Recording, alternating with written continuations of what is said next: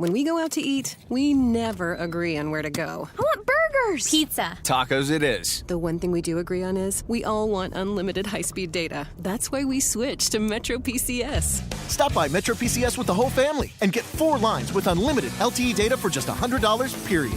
Metro PCS. Wireless. Figure it out. Coverage not available in some areas. Offers require port and of number not currently active on T-Mobile network. During congestion, the fraction of customers using more than 35 gigs per month may notice reduced speeds. Video streams at up to 40p. No tethering. See store for details and terms and conditions. Welcome to the Race Haven Radio Show and Podcast, your source for solutions-focused dialogue about race in America, with your host, Scott Speed.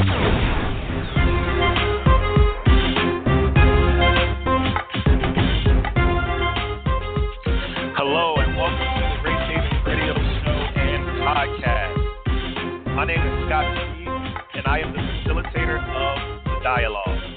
This is episode 9 of Race Haven, and the title of today's show is American History Unfiltered, Too Raw for Textbooks, Volume 1, with Dr. Keri Leigh Merritt. So let me tell you a little bit about Dr. Keri Leigh.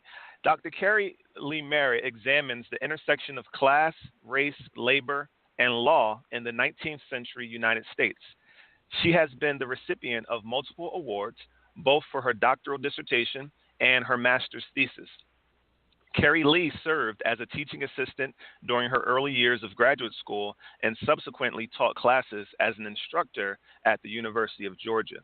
As a published scholar who regularly presents research at academic conferences, her specialties include African American history, the Civil War and Reconstruction, the American South, labor history, and the history of capitalism. She is an expert in historical problems that are very relevant to today's world, including poverty and economic inequality, unemployment and living wage, criminal justice and mass incarceration, and American race relations. So the way that I met Dr. Keri Leigh, which she's given me permission going forward to call her Keri Leigh, but the way we met is I read an article that she wrote that was really captivating about it was an article about the Reconstruction era and the Homestead Act in terms of the origins of African American poverty. And it was a very captivating article and something that it immediately grabbed me because of my passion for history and my belief that our history informs our present, and also my belief that when I see the various racial debates and conversations going on just in our society, I don't feel like there's enough historical context that's being used in those conversations. So I always try to bring in that historical perspective in how I analyze things. And I got the sense that that's what her work is all about. So I got really excited about, the opportunity to speak with her. So I reached out. We had a great conversation, and I asked her to be a guest on the show. So here she is. So good morning, Keri Leigh. How are you today? Good morning, Scott. Well, thank you for your invitation and for having me on. I think the work that you're doing on Race Haven is incredibly important. And like you said, even more important right now with the current,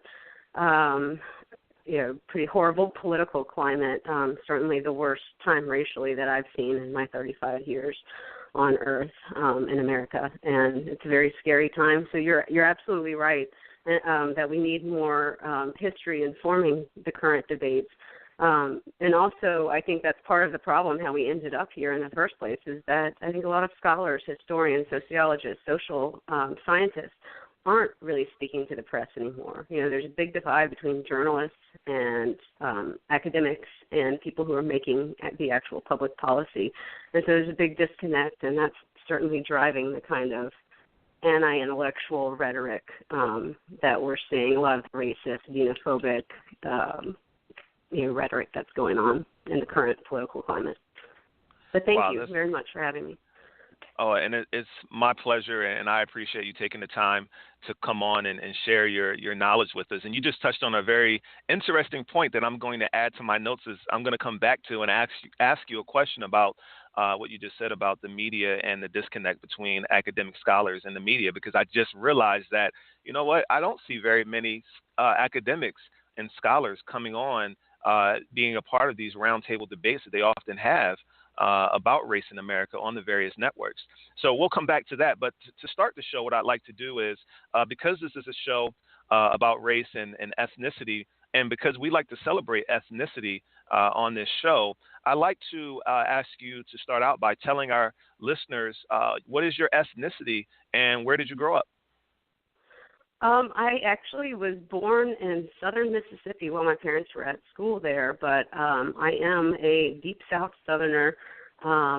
Grew up mainly in metro Atlanta, lived most of my life in Atlanta.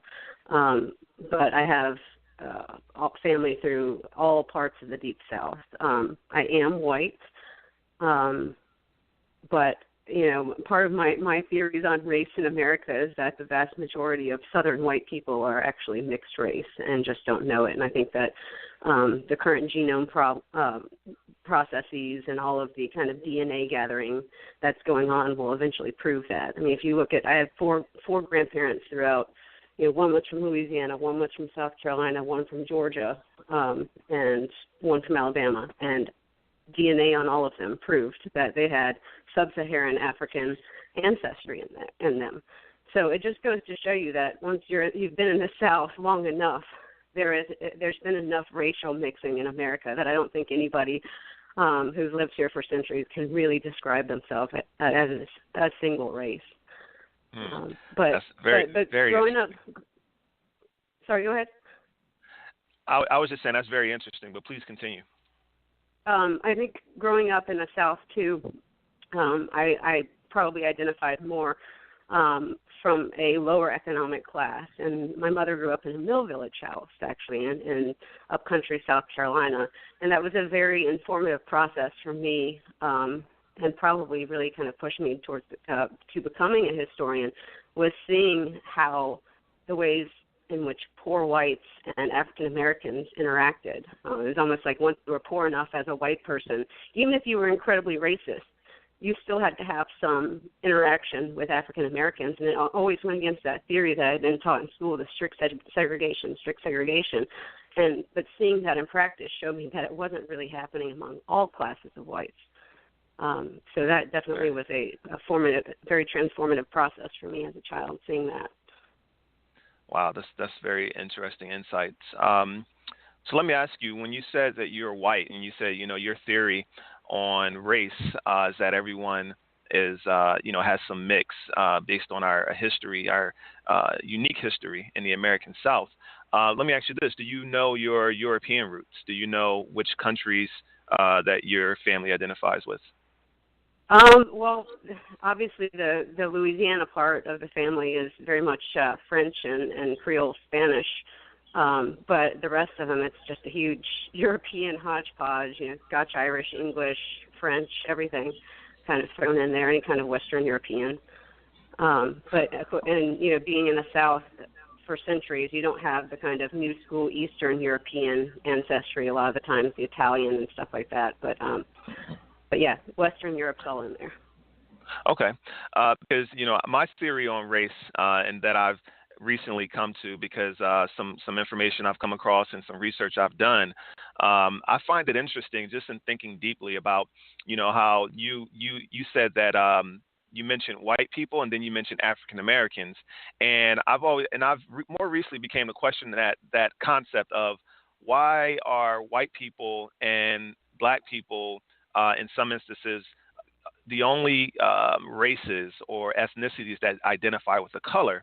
But when we talk about other races, and now we're doing it with African Americans as well, but we talk about other ethnicities, we say Mexican American or Chinese American or Indian American, but we say white and then black. And now, like I said, a lot of people are saying African American for black, but I said, why don't we say European American for quote unquote white people? So personally, that's just something that I've began to do. So I refer to white people as European Americans because I believe it tells a better story in terms of your true, heritage. And like you said, I know there's a lot of mixing going on, but I guess the majority of your heritage and background would be descendant from Europe. So my theory on race, and this is a Scott thing, and it's something that I'm, just, I guess, challenging people to think about, but is there any validity behind the term white? What does that say in terms of your ethnicity versus a quote-unquote race? And also just the research I've done in learning that the concept of white was a social construct, and it was something that early sociologists in Europe, when they came up with it, it was more so based on in white supremacy as a way to separate. Have you ever done any research along those lines? Yes, and you're actually absolutely right. It is more technically accurate to describe things the way you're describing them. And back in the 19th century, the century that I am really an expert in, everyone was a color, actually. If you wanted to talk about Native Americans, they were yellow. Asians were yellow. Native Americans were red. Asians were yellow. Right. So people were given a color, and you're correct. Once it got to the 20th century, all these other people got described by their country of origin or their ethnicity of origin instead of as a color, and except for black and white. You're absolutely correct. Barbara Fields is a great scholar who writes about this a lot. She actually doesn't like to use the word race at all. She uses the word racism, but she argues that there cannot be race in America, again, because people are so mixed and because the actual color of skin varies so greatly that there's really no biological correlation to any of this. So, and that's interesting. It's a very new theory, and hopefully I think it's one that probably will take off in the historical field eventually. But we'll see if it takes off. People are so ingrained, language does matter, but people get so stuck on language. It's the same thing we're still calling the National Association for Advancement of Colored People. Who says colored anymore? But changing language takes a very long time. It does, but I'm one of those people. I'm of the mindset of just because something's been done a certain way doesn't mean it always has to be done that way. And also, like you said, through history, we've seen the evolution just from the whole concept of red, yellow, and et cetera people. We've now transitioned. When you look at one point, people with disabilities were called retarded, and that was the norm. And now, we say special needs, or we said handicap. Now we say special needs. So these things do evolve. And so that's one of those things that I'm kind of speaking into existence. And I agree. With the reference you use in terms of there's no race, I believe that our ethnicity tells a better story. And I also believe that kind of levels the playing ground as well. And I believe that it kind of gets us away from all the racial divisiveness in our history if we can begin to celebrate and focus on each other's ethnicity. But moving on from there, so I wanted to ask you, and you kind of touched on it a little bit, but how did your upbringing impact your views on race in America? Because here you are, an American of European descent who grew up in the Deep South. You grew up around, racism and the history of all of that. It was literally, in your backyard growing up. But now you tend to study, you do study, assert that era in history when things were, very volatile in terms of race, and you cover it from a very unique perspective because you're the first person I've come across that not only covers, the African-American perspective, and you're able to tap into some of the inequalities and how they are still, the residue of those things still take place today, but also you go deep into, the experience of the poor European American and how that impacts our country and where we are today as well. So that's kind of a broad question, but I want to know how your upbringing kind of impacted and led you in a direction of what you research today.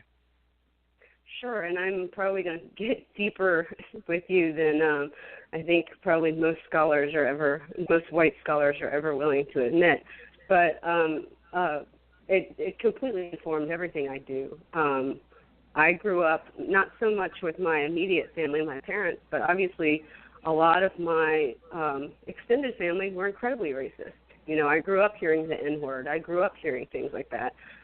And I was always a voracious reader, and we moved to kind of metro Atlanta, where most of the people living here were from New York, New Jersey. I got exposed to a lot of different opinions and points of view. I started reading as much as I could about my own Southern identity, about race and the Civil War. And the more I learned, the more I had to grapple kind of with my own whiteness, I guess is the best way to put it. And I did go through a period where I was incredibly embarrassed to be white. I felt so much guilt. I felt so much self-hatred. But eventually I kind of figured out that the only way to combat it was to actually pour myself into studying it and kind of figure out a way to tell the story and add nuance to what's going on in between the races in the South, because there's a lot more nuance there than people realize. You know, not every white person was bad, but there were a whole lot of them, and at different times there were even a bigger majority that allowed these horrible, horrible things to happen, and they're you know, implicit in the guilt as well. But yeah, right. So all of these things growing up, seeing my grandmother basically be illiterate for all intents and purposes, they showed me that what was going on in the South was a much bigger problem than just looking at a division between races. Very interesting. That's interesting that you took that course. And I know we're all individuals, but it's interesting because when I interact with other Southern Americans of European descent, a lot of them kind of hold that as a symbol of pride. And there's one person I have specifically in my mind, but because of the online platform of Race Haven that we have on Facebook, we have a very diverse group. And, you know, every once in a while we'll have some individuals join a group who, you know, I guess they're more volatile in terms of how they hold on to their Southern heritage. And where you explained that you may have felt some guilt on that history, there's some people who are more defensive of that history, and they more so want to kind of deny the severity of it. And then also, you know, we recently, a few months ago, we had a big deal about the Confederate flag, for example, right? So right. With your history, I don't want to assume, but I will say there may have been some Confederate soldiers in your family lineage, and the Confederate flag may have been a huge symbol in your family. So can you speak to that? Does that have any meaning to your family history, the Confederacy and the flag? And, you know, I'm just curious because, I have some people I interact with that they really hold on to that, and, you know, they push back, you know, against this whole thing that they should have to feel guilty about things that happened in the past. Right. Well, I think that's a natural reaction to it, right? When you realize that, you know, maybe even your grandparents were in a group of lynchers. I mean, that hits really close to home psychologically, and if you've got to deal with it, the first step is denial usually. And I did go through a period of denial. I was very young, you know, I was probably a teenager, but I did go through a period of denial, and that was when I did really start reading about the Civil War. But again, as I started reading and learning, I started realizing that even if you had somebody in your family that fought in the Civil War, it didn't necessarily mean that they owned slaves or that they were even pro-slavery or pro-secession. My work actually shows that a lot of them were either Unionists or they were anti-Confederates. They just wanted to be left alone. They had no profits from slavery. They didn't own slaves. They didn't want to protect it. They actually saw slavery as threatening their interests as laborers, as white laborers. But there was a conscription. So the Confederacy, literally, you had to fight for them or you were shot. And there's years and years leading up to that actual secession where men are being impressed to fight. I mean, literally being let off in chains and made to join the Confederate Army. So, I mean, there's lots of different ways to kind of frame that question, but I certainly, you can't separate all of the horror and bloodshed and violence that's gone on in Southern history, and that's kind of implicit in Southern whiteness, if you will. But you have to find a way to kind of accept that, I think, as a white Southerner, and eventually let it go and move on and figure out how to try to heal things now instead of just letting that guilt, you know, be on your back, because that does just produce resentment. Interesting. And another huge debate along those lines is, you know, the reason why the South went to war. And again, I've gotten into a nice online debate about, the whole concept of states' rights versus slavery being the primary reason. Can you go into a little bit of detail on that whole debate? Why is Sure. why is it even a debate? Like, what is this whole It's states' not a rights debate. Anybody who claims states' rights was the reason for the Civil War is making an anti-intellectual debate that has been, and no historian, no academic worth their salt would ever take that seriously. That is just a non-issue. If you want to talk about states' rights were important only in that the states were allowing slavery. I mean, that's the only way you can argue it's a states' rights issue. It was absolutely 100% over slavery. I mean, and thousands and thousands of books and millions of scholars can confirm that. It's just an anti-intellectual debate. Anybody who tries to bring that up, states' rights is not. So let me ask you this: whenever we get into these discussions, and again, I'm thinking about one or two people in particular, when the debate or the dialogue gets a little bit intense, I see a lot of people retreat back to blaming it on your political affiliation. They may want to say, "Oh, that's just I've heard the term libtard. You're a libtard, and that's just liberal media brainwashing you, and the liberal, anything that doesn't agree with their worldview." It's not because it has any academic merit. It's literally because you're a liberal. So I find that interesting when I evaluate and analyze our cultural landscape on race discussions. There's always this divide between, well, you believe that because you're a conservative, or you believe that way because you're a liberal. But it's very rarely like this is just what it is. I think that there are some conservative academics that probably, echo those sentiments, and unfortunately, there's probably going to be more and more the way that public education is being defunded currently, because basically what they're doing is each state is defunding the university system. Most people don't realize this. They're trying to defund the public universities, and when they do that, universities need private money to keep going, right? So where are they going to get private money from? The big spenders, the Koch brothers, right? The Koch brothers have now poured something like $93 million into the university system, and most of it has gone to schools in the South.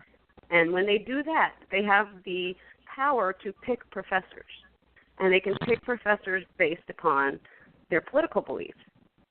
So it is really a scary, slippery slope that we're going down. But certainly no scholar, who could be published in a high-level academic book would ever be able to make the assertion that states' rights led to the Civil War. It just wouldn't happen. Cambridge wouldn't publish it. Oxford, Ivy Leagues would not publish that because it's just not true. But again, and it gets back to what we were talking about at the beginning of the show, which is that the talking heads are informing people, right? The talking heads on TV are who informs people, not professors, not educators, not people who actually know what they're talking about. It's people based, at least the women get their jobs based upon looks primarily, not because of what they know. And the men, a lot of times, get their jobs based on being as boisterous and inflammatory as possible, not upon what they actually know.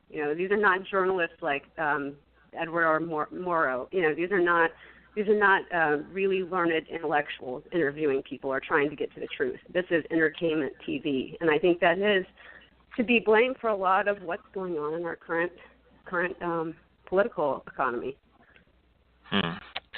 Interesting. Because I wanted to kind of get back to that and ask you. Why doesn't and you just answered it. I guess, and people answer it all the time, and they say that, and it's just, I don't know. I guess I'm just kind of hard-headed, and it just bothers me. And I expect, I expect the best, and I expect people to really want the truth. But I have to get through my thick skull that it's not about the truth; it's about entertainment. Because what I was going to ask is why doesn't the media bring on intellectuals? I answered this as well, but if you want to add on to this in any way, you can. I was going to ask next, what attracted you to becoming a scholar on the 19th century. Is it 19th century? Yes. Yes, 19th century United States. Why did you specifically choose that era?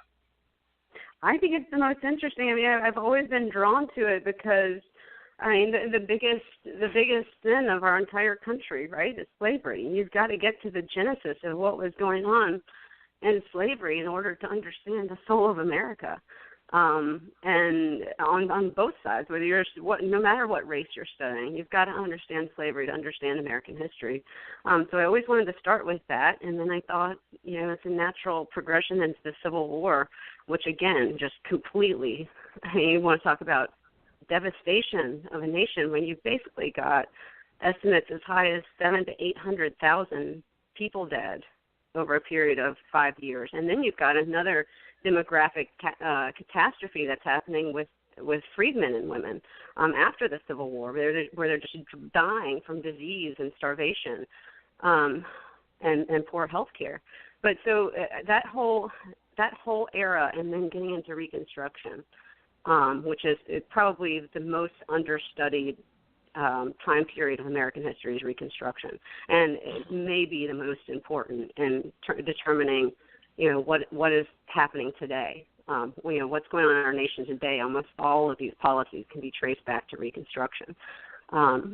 It's an amazing time period, and one that I think gets kind of short shrift in most historical works.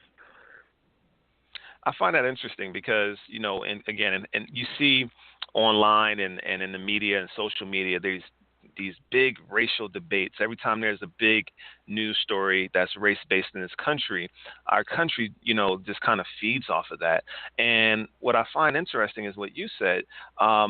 This period in our history, it informs so much of our present. However, I hear so often people saying, why are you bringing up the past? The past has nothing to do with today. And I just don't understand that. And I get it from multiple races. It's not just hearing that from European Americans. I hear it from African Americans, where people just feel like there's, it's like today is a new day, and, we have nothing to do with the past, which in theory it's true that, we weren't there. But I think that people discount how much residual effects and compounding effects that our history has. And why do you think that that's the case? I think that, it's undeniable. It's easy to want to deny it because it's painful to deal with psychologically. But even scientists have proven this, right? In the study of alleles, and I don't understand all of this, but basically, the legacy of slavery or the legacy of someone who's been through the Holocaust or some other equally horrifying experience, the allele links in them shorten, and that's actually passed down genetically, right? So there is this burden of being black in America that's an actual real biological burden that probably adds to the higher incidence in things like heart attacks among young black men. It's actually been proven that the past does stick with you in ways that you can't just not talk about. But even just the stories as things pass down, I'm sure we all remember asking grandparents stories, even asking parents stories. What was it like to live under segregation? What was it like to, be around in the 40s when someone was being lynched in your small town? Right. It wasn't that long ago. That's the reality. Oh, it's amazing, and if I were to say that, which I've said, I've posted certain things, and I've had, friends or associates of mine who are European American who will say, that's playing the victim. And it's just like this whole American, stick your chest out, I'm above and can get beyond anything. The American dream mindset, it is so damaging. And it's like people feel like acknowledging pain, acknowledging trauma, acknowledging stress, like those things are weaknesses in our country. I feel like we've been conditioned a lot of times to think that those things are weaknesses. However, what I think that people don't understand is by acknowledging these things and by addressing them and getting to the root and speaking about them and seeking out healness and wholeness, it'll make everyone's quality of life better. And that's, the message that I often try to get out there, and I hear you kind of speaking to. So, again, I just find it interesting, and I hope that, the listeners of this show, and again, we're expanding minds, we're expanding hearts. So I want to, go a little bit into your educational background. I see that, it's interesting that you stayed in Georgia through your entire education experience. Actually, you went over to Ireland for a year to study abroad, and you at Trinity College in Dublin, and you were right into history, law, and philosophy. And then you came back to Atlanta and attended Emory University and received your Bachelor's of Arts Science. And then you went on to the University of Georgia to work on your master's degree in history. And your thesis was called A Vile, Immoral, and Profligate Course of Life, Poor Whites and the Enforcement of Vagrancy Law in Antebellum, Georgia. Could you tell us a little bit about that research? Sure, and actually it was interesting because my year abroad in Ireland, it did actually help very much in how I conceptualize race relations in America because of the divide there in Northern Ireland between Protestants and Catholics. So you have two groups of white people who can't live together, are completely segregated. I mean, still today you go to Belfast and there are sections just cordoned off with walls and fences. But when I went and I started really studying how the division was in Northern Ireland and kind of the stereotypes that people would use about the other groups, it became very I really realized that the same kind of code words that are used to talk about outgroups in America, specifically African Americans, but any outgroup, are the same kind of language used to talk about poor people kind of around the world globally, right? Any kind of impoverished outgroup. They're using this. Oh, they breed like rabbits. They can't. That was a big thing in Ireland. They said the Catholics breed like rabbits. They just keep having kids. They don't work hard. They're lazy. All these different kind of code words that we use here a lot in America are used around the globe. And when I started researching poor whites in the antebellum South, I realized all of these same code words were used for them too. They were called the most lazy people on earth. I mean, even lazier than the slaves was the constant refrain. They couldn't be made to work. They couldn't be beaten to work. They're not married. They're, these profligate lives. They're sleeping with everybody and having children everywhere. I mean, it's all the same kind of stereotypes that the upper classes constantly try to paint the underclasses with, because they're specifically kept out of upper class notions of respectability, like the ability to get married in a church or a courthouse, which, by the way, costs money. Right. So there are all these economic reasons that they're kept out of notions of belonging to the upper class, but then the upper class uses those notions against them constantly. So that informs kind of going into graduate school and looking at difference in racial relations between white and black Southerners, definitely. But so vagrancy law is really interesting because a vagrant can be arrested for essentially, quote, doing nothing, right? It's basically for not working for most places. But you can literally just be standing on the side of a road and be arrested for doing nothing. And this was the law that was used right after the slaves were freed in order to virtually re-enslave a lot of black men and women on the chain gangs and things like that post-Civil War. But it was actually used, what I found is actually used under slavery in order to incarcerate poor whites who are threatening the slave system, who are forming individual personal bonds with slaves, or who are trading with slaves in the underground railroad, in the underground economy, or who are even are trying to move slaves up north through the Underground Railroad. There's all this different commerce in between poor whites and blacks under slavery. And so any poor white who's trying to kind of threaten the institution or who's tampering with the slaveholders' slaves are thrown into jail, and sometimes without any trial, any due process at all. Wow, that's very interesting. Oftentimes when we look back on that era in history, it's always it's always like contrasting black versus white.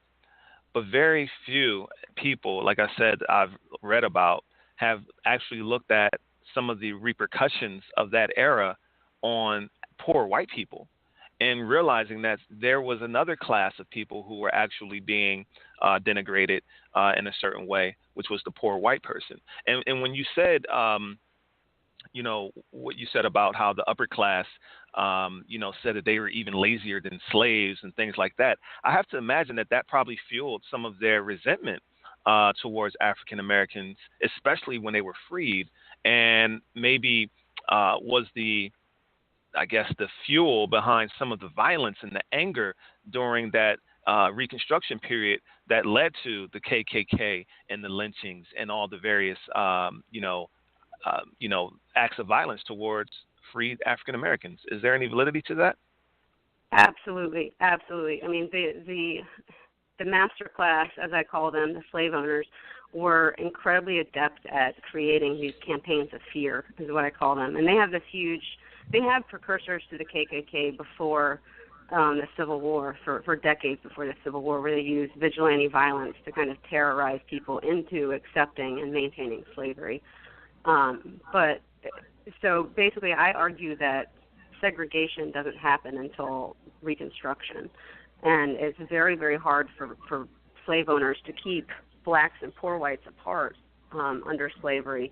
And so they use these terroristic methods, which do become the KKK. But even into the first few years of Reconstruction, blacks and poor whites are banding together under the Republican ticket. I mean, they really are. And a lot of the major black leaders, especially here in the state of Georgia, are specifically reaching out to poor whites and are saying, we have the same economic class interests. Let's band together politically, overthrow the old slaveholders, ask for things like debt forgiveness, ask for homesteads, all these really progressive policies. And these black leaders are explicitly asking poor whites to join with them.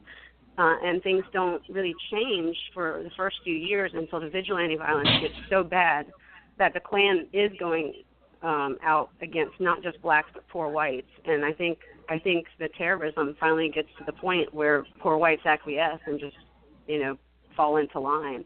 But there is also this other big kind of journalistic campaign where they are scaring poor whites into, what's going to happen after the Civil War. They essentially say that, rich whites have the ability to leave the South, but the poor whites are going to be stuck there and basically be the servants of blacks, and, that their daughters are going to marry black men, and, the whole specter of rape and death and pillage. And it's a horrible journalistic campaign of fear that they're literally just trying to stir up trouble between the races and create white solidarity. Right. And they were successful. They were very successful.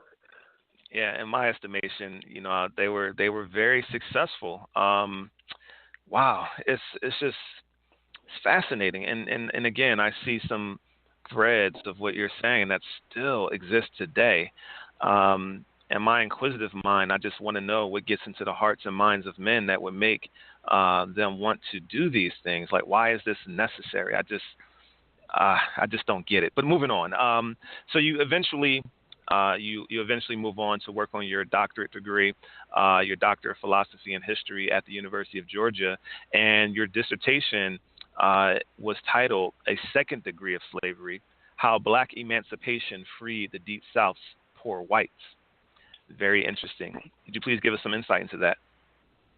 Sure. It's a long and involved topic, but it does continue upon some of the same things we've been talking about.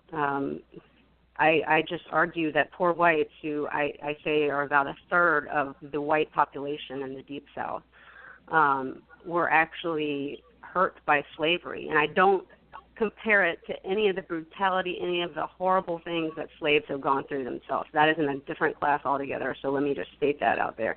But I say that because of slavery, poor whites were tangibly hurt in a socioeconomic way.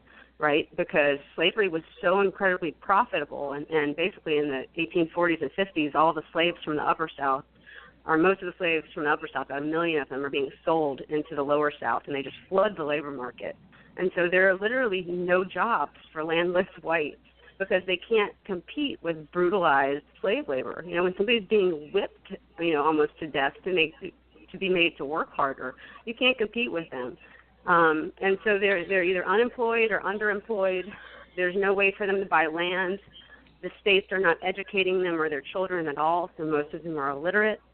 I mean, it's just a dire situation. And so then the elites create kind of this police state to deal with all of these unemployed poor whites who are, you know, as I said, getting into this underground economy of trading with slaves and having personal relationships with slaves, sleeping with them, gambling, you know, all these things that are kind of not only creating a new class of free blacks, but just really threatening the stability of the institution itself. But so basically I argue that poor whites are kind of a third wing, if you count Northern abolitionists and the slaves themselves. Then when you add poor whites into it, you actually have kind of a three-front attack on slaveholders and slavery itself, really. And I argue that helps push the master class into secession and the Civil War. Wow. So they were feeling threatened, and they felt that pressure from all three fronts, and right. That was their way of pushing back. Interesting. Very, very fascinating, because, you know, we've heard about the abolitionists, and, you know, we know that, you know, a lot of slaves pushed back through, you know, revolts and through escaping. And, you know, there were various, you know, ways that slaves did not accept their circumstances. But there was, again, there's very little, you know, information out there or conversation out there about how there was a class of non-slave owning Americans of European descent who pushed back as well, and for different reasons, you know, and for their only from what I'm hearing you say, had a lot to do with their own livelihood, not necessarily because they loved and appreciated African Americans that were here, right. But a lot of it was also just for their own livelihood and how slavery actually hurt them as well.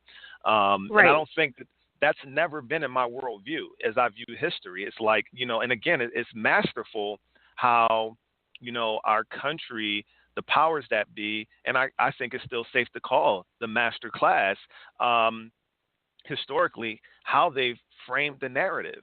They framed the narrative so well that even the Americans of European descent that live today, and it's our age because I'm the same age as you, you know, I think that they've done such a good job of painting it as literally black and white, like this side or the other side, but without going into the nuance and the complexity and allowing us to really explore the nuance and the complexity. Because in the history books, it literally only talks about the livelihood of the quote-unquote master class of European Americans and the livelihood of the slaves and African Americans during that era.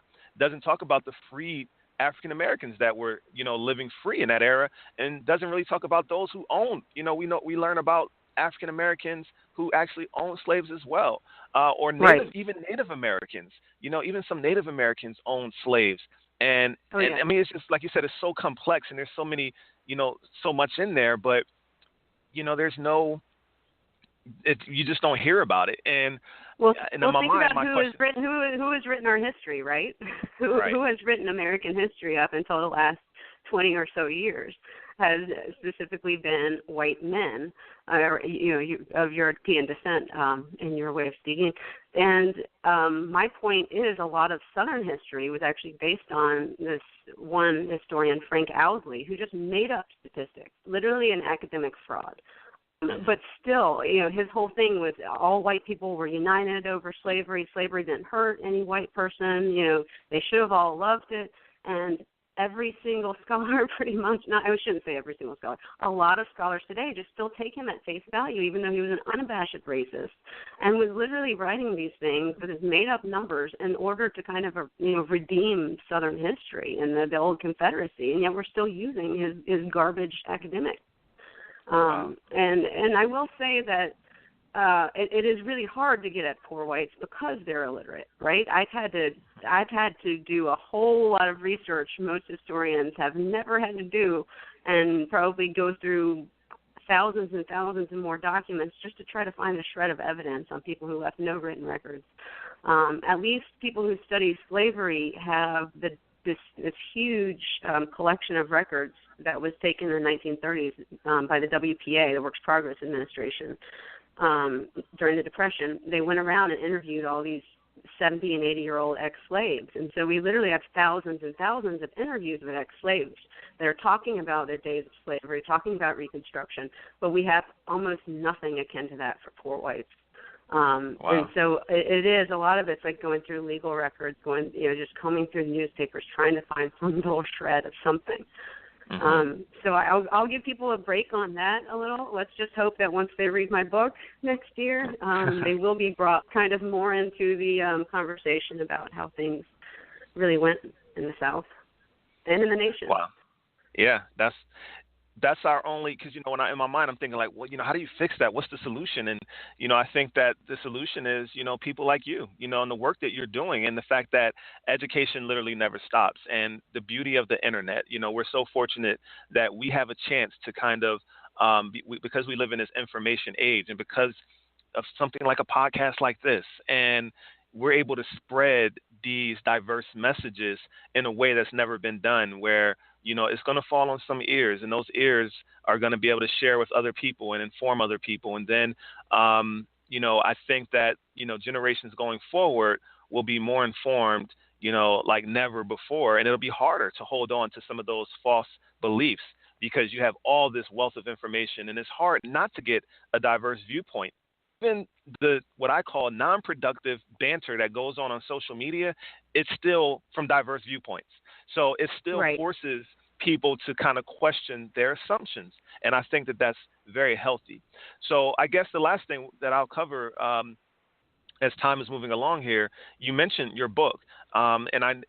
You're working on your first full-length book titled Masterless Men, Poor Whites, Slavery, and Capitalism in the Deep South.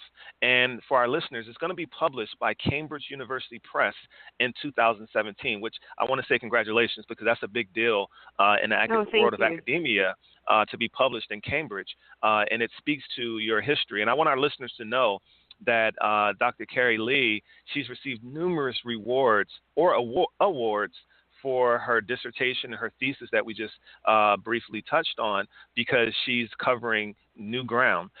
So, again, congratulations. And if you can give us a little sneak peek into Masterless Men, that would be great.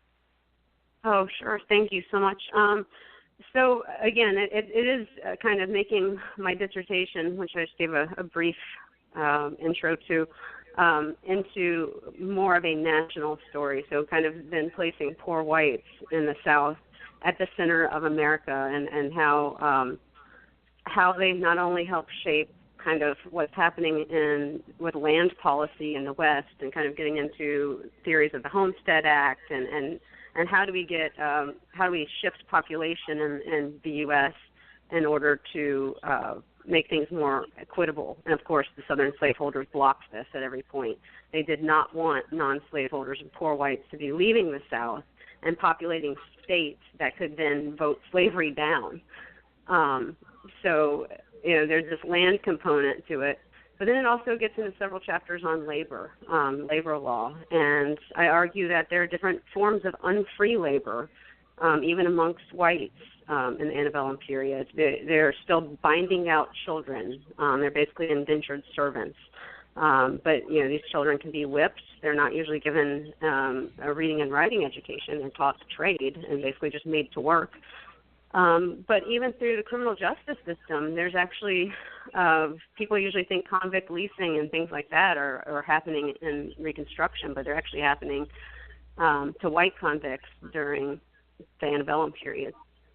And I get into several other chapters on legal history. That's kind of a lead into legal history, where I also argue poor whites are being jailed for debt, and they're being jailed and whipped, actually. They're being whipped in front of the rest of the community. And here's something that psychologically might blow your mind. a lot of the times slaveholders would get their slaves to whip these poor whites. So there was an added psychological imbalance of not only are you being whipped like a slave, you're being whipped by a slave. And so they're just constantly trying to engender this hatred between poor whites and blacks that they, but they can't really, is what I argue.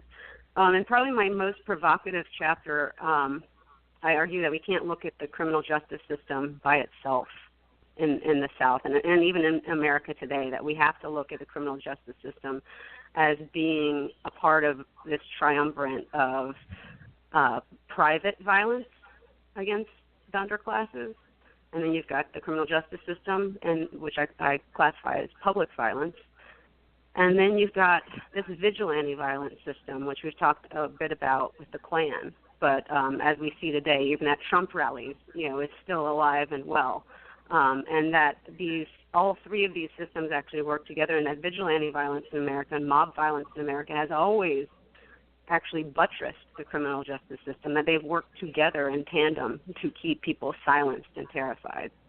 And I argue that a lot of this happens specifically because the races are becoming so hard to distinguish. There's a lot of free blacks actually in the South. So you've got free blacks, you've got poor whites who are constantly working in the sun and therefore get very darkened skin. And, it's hard to kind of tell racially if they're black or white. And then you've just got all the generations of racial intermixing. And children at that time took the status of their mothers. So if a poor white woman had children with a black man, those mixed-race children, would be considered free. So that would add to the free black population. Wow. It is, as you said, there's layers, there's nuance, there's complexity. And, I'm so anxious for solutions. And when I hear information like this, it's like, I just wish everyone could learn this stuff. And I guess my last question for you is this, you said that you come from that environment. You come from the environment of poor whites. So how has your work influenced your family, your friends that you may have grown up with, maybe even the community? I don't know. Is it still poor? Because we still have large communities of poor European Americans. So do you still have contact with that world? And if you do, how does your message, how does it fit in with your upbringing when you take the information back honestly, to them? Honestly, I was very lucky because my parents were socially ascendant. They did get college educations. My mother was the first one in her family to ever get a college education.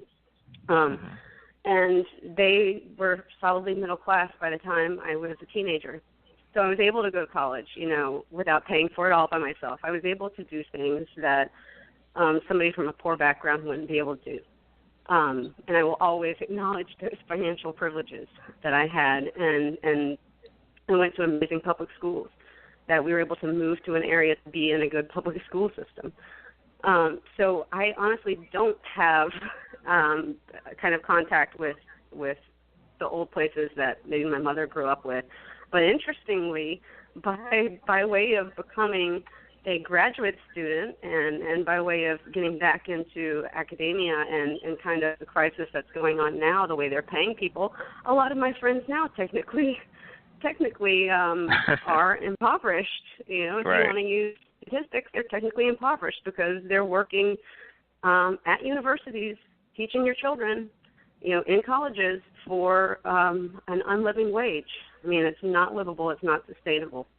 And so it is really just disheartening to kind of come full circle and see that kind of no matter what you do, that I really think that the living wage campaign is one of the most important things of our time, the most important issues of our time, and that if we can assure health care to people and get them a living wage, there will be a lot less instability associated with poverty, I think. Man, there's so many directions we can go with this, because even with what you just said, I find it interesting that a lot of poor European Americans will, fight against you on that one. A lot of people that those policies would actually benefit, will tell you they don't want handouts and, you know the whole rhetoric. Regardless of the fact that they take handouts every day that they don't want to acknowledge, or government benefits every day that they don't want, that just somehow it escapes people that government benefits you every single day in some way, whether it's not, and whether you're lucky enough to not be drinking poisoned water or driving even the on a road. Drive on. Right. Yeah.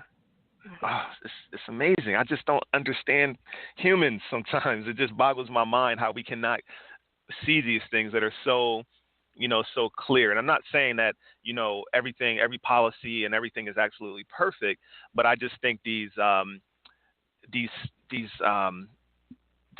black and white. Anti-factual. Right. Yeah. They're anti-factual, anti-intellectual. You don't believe that there are facts in this world, and they do matter. No matter how much you try to deny them. Absolutely, and I'm one. I've said on previous shows that I'm pro dialogue and I'm pro compromise, and I just political divisiveness and all those things just really turn me off, because I believe in our minds and I believe in our abilities to sit down as human beings and listen to one another and really come up with win-wins. I believe in win-wins, and I think that party politics, it hurts us. And again, this is my personal belief, but I think it hurts us and it stifles progress. And I just think things can be done better. So, but I'll leave it there. Again, there's so many different directions we can go, and I'm sure we'll have a chance to do it again and really hone in on particular topics and go a little bit deeper. And so I appreciate you coming on. I want to say thank you to anyone who's taken the time to listen to today's podcast. Thanks for listening. And again, a special thank you to our guest, Dr. Keri Leigh Merritt. So, Keri Leigh, could you please tell our guests how they can contact you or, connect with you and also find some of your work? Sure. The best way to connect is either through LinkedIn, where you can just look up my name, Keri Leigh Merritt, or Twitter. I try to keep a pretty active Twitter account, and it's just Keri Leigh, KeriLeighM. And so if you look me up, Merrit, one T's left off on the Twitter account. So at Keri Leigh Merritt with one T, and follow me there. But thank you so much, Scott. This was a great conversation. I really respect what you're doing to try to further race relations in the U.S. right now. I think this kind of stuff, this dialogue is exactly what we need. So kudos to you. Thank you so much. And for our listeners, this is part one in a series that I'm hoping that we can keep going, called American History Unfiltered, Too Raw for Textbooks. We're going deeper. And, Dr. Keri Leigh and I are going to discuss her coming back on in the future. And there's another history professor that will be coming on as well. And between the two of them, I'm hoping to put together an ongoing series of shows periodically where we can dive into these topics from an intellectual perspective. So be sure to subscribe to the Race Haven radio show and podcast on iTunes or Stitcher Radio so that you never miss the dialogue. And the last thing is, we want to hear from you. Okay, so please visit racehavenblog.com. Now, this is a new website that just went up last week, racehavenblog.com, which allows you to leave comments. So please let us know what you think about today's show. Any comments, any questions that you want to ask, Dr. Keri Leigh and I will head on over there over the next few days and take a look and try to engage with you on that site. So racehavenblog.com. Leave any questions or comments about today's show there. You can also join our online community by joining the Race Haven Facebook group, where we dialogue about race on a daily basis. So if today's episode resonated with you, please share this podcast with your friends on social media, email, text message. Let people know that Race Haven exists.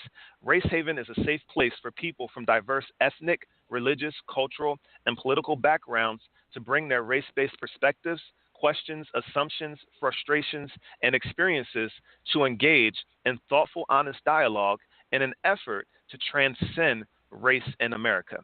Remember, we are all smarter when we think together. Peace. This episode of Race Haven was sponsored by Premium Outsourced Apps.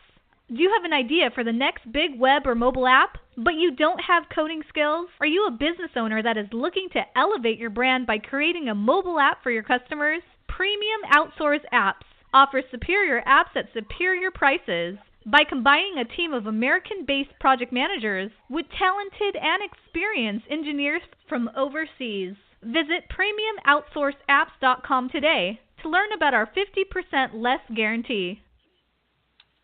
Thanks for listening to the Race Haven Radio Show and Podcast. Be sure to visit www.racehavenblog.com to comment and learn more.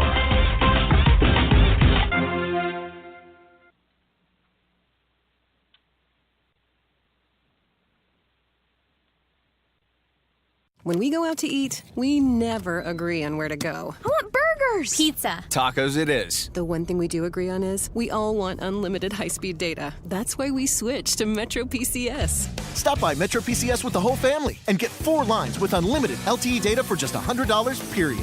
Metro PCS. Wireless. Figure it out. Coverage not available in some areas. Offers require port and of number not currently active on T-Mobile network. During congestion, the fraction of customers using more than 35 gigs per month may notice reduced speeds. Video streams at up to 40p. No tethering. See store for details and terms and conditions. When we go out to eat, we never agree on where to go. I want burgers. Pizza. Tacos it is. The one thing we do agree on is we all want unlimited high-speed data. That's why we switched to Metro PCS. Stop by Metro PCS with the whole family and get 4 lines with unlimited LTE data for just $100, period. Metro PCS. Wireless. Figure it out. Coverage not available in some areas. Offers require port and of number not currently active on T-Mobile network. During congestion, the fraction of customers using more than 35 gigs per month may notice reduced speeds. Video streams at up to 40p. No tethering. See store for details and terms and conditions.